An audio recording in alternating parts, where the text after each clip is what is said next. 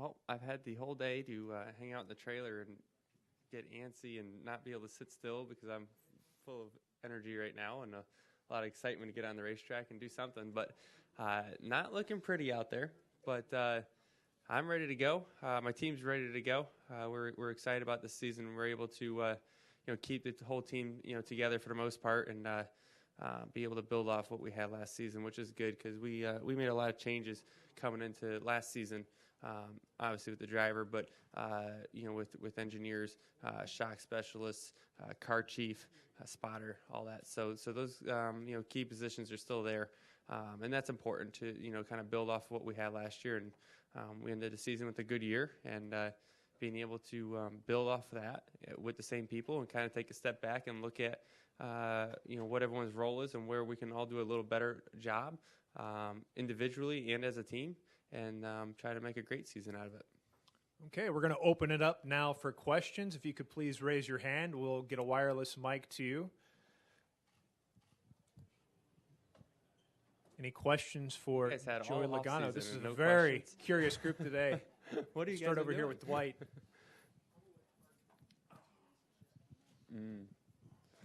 Dwight Drum, RaceState.com. Could you talk a little bit about what you would do in the off season, Joey, about preventing cobwebs, keeping yourself in shape to come back to and ready to come back testing and racing? Well, I think, like you said, testing. I've signed up for every test that comes up at Penske Racing. I went to Memphis a few weeks ago. I went to Columbia for Juan Pablo's go-kart race, which, I mean, it's still a race, so you're racing something. I think that's important, just to be in the seat and driving things. Really, no matter what it is. I think as long as you're taking something and pushing it to the edge, I think that's important. And I think being up at the shop a lot and understanding where the team's going and what changes and what these rule changes are going to do, and help direct the team in the right direction to what's going to fit my driving style, or what I think is going to be the most important as a driver as we come into this season. So I think whatever you got to do to stay in the loop and at the same time also be in a race car is the most important things throughout the off season. Any more questions for Joey Logano? We'll go over here to Steve, and then back to Bob.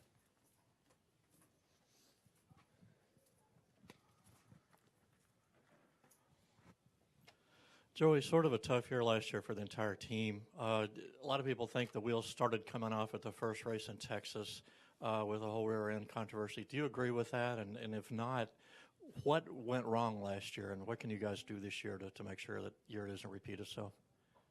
I don't think it was a terrible season, in all honesty. I mean, we made the chase. We were very solid. I feel like week in and week out we were a top 10 to a top 5 car, unless we had some kind of issue. And I thought despite everything that happened in Texas, for the 22 team, we overcame that. We finished 5th that day, and was able to keep pushing forward to winning races. So. I feel like we've had the opportunity last year to win 5 to 6 races. We only capitalized on 1. So we can get better at that. I think that's a big area for us. I think our pit stops, we're making some changes on the pit crew to make that better. I felt like our cars last year had speed in them. I felt like the 1.5 mile stuff was probably our best. That's where our strongest suit was. But we were working hard on where our weaker points were, which I felt like were short tracks. And we're able to work on that stuff. Obviously, these rule changes is kind of the great equalizer right now, and an opportunity for us to take these rule changes and make the most of it and try to figure it out first, because there's going to be guys that are going to figure it out first and going into the season and look at these first 4 or 5 races and take advantage of that opportunity. So we want to be that guy. We want to do that. So we're going to work hard over this offseason to figure that out, figure out our pit stops. And Todd and myself figure out how, when we have the opportunity to win, to take advantage of that a little better than we did last year. Go to Bob. Bob Parker, Sporting News. You've already been to Memphis. So what are you learning about the new aero rules? Yeah, Memphis wasn't a big deal for the aero rules. Obviously, it's a shorter racetrack there. That was kind of the ride height rule and some suspension stuff that we can work on and kind of get a direction on which way we wanted to go, for over this off season. When we go back to the shop to know what direction we want to, build our cars in and what we want to do. So that was kind of a baseline test, see what the differences are and see what worked the best for us. Obviously there's a Charlotte test also, but these aero changes are probably bigger than anything else this year, as far as the way we're going to build our bodies, and what we want in them. So, and obviously how much faster the cars go through the corners now. So that changes it up a lot. It changes your driving style, changes up your car setup a lot, and really, in all honesty, it brings it a little bit more to a nationwide car, which I don't believe is a bad thing for this 22 team. I feel like it falls into my style a little bit, and I think last year you see the Gen 6 car that kind of fell into my hands too. So we're excited about the season. We're very positive about these rule changes, and like I said earlier, about taking advantage of the opportunity to be the first guy to figure this out. Do we have any more questions for Joey? Up here to Dustin. Dustin Long, MRN. Joey, there's been Brian Francis talked a bit since the season about incentivizing wins and risk-taking. Certainly that comes from fans who say, hey, more needs to be taking place or so forth. How do you look at that?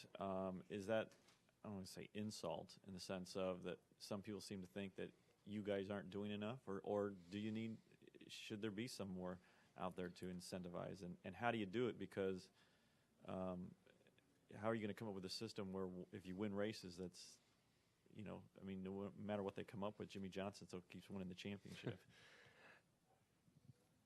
I don't know if there's any race car driver out here that isn't competitive enough to say they're going to do what they got to do to win a race. They're going to try to win the race. I think if there is someone like that out here, it's probably not the guy that's going to win any races throughout the season. You gotta want to be the guy that's going to push ahead, and when you're running second, to find that extra little bit to pass that guy. I think at the same time we want to do it as clean as we can, because we race against the same people every weekend, and there is that payback that comes back to you. So, obviously we're going to be as smart as we can. We want to put on a clean race. That's what a good race is when you see cars racing door to door. Obviously it's going to be beating and banging and rubbing, but taking someone out's a different story. And that's what we want to put on for our fans. That's a good show to me. That's a good race. And that's what we want to do. I think these rule changes are the whole reason why we did them, right, is to try to make the cars easier for us to get around and be able to catch each other easier and not get stuck in the wake of another car. Hopefully these are the right direction for us to go into this next season, to try to help that. But I'm pretty sure the drivers of this level are very competitive and want to win really, really bad, because pulling it into victory lane and doing burnouts is really, really fun. And I'm pretty sure everyone enjoys that, and we're going to do whatever we can to make that happen. So I think we're changing the cars to help allow us, race each other a little easier. Any more questions for Joey? We'll go back to Godwin in the back. Way back here, Joey Godwin, Kelly News Journal. As a young driver, do you kind of study what Jimmy Johnson's doing as he grinds his way through these championships and wins? Is there anything you can study about him that you could emulate later? Yeah.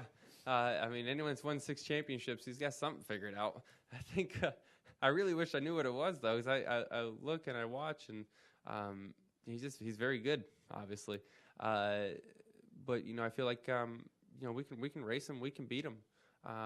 But it's smart to take a look at your competitors and try to figure out and understand what they're doing with directions to their car, what they're doing with that part of it, and as a driver, what he's doing to become a very good driver. So I've done that my whole career since I've started, and I've been able to make progress as I go on through my career.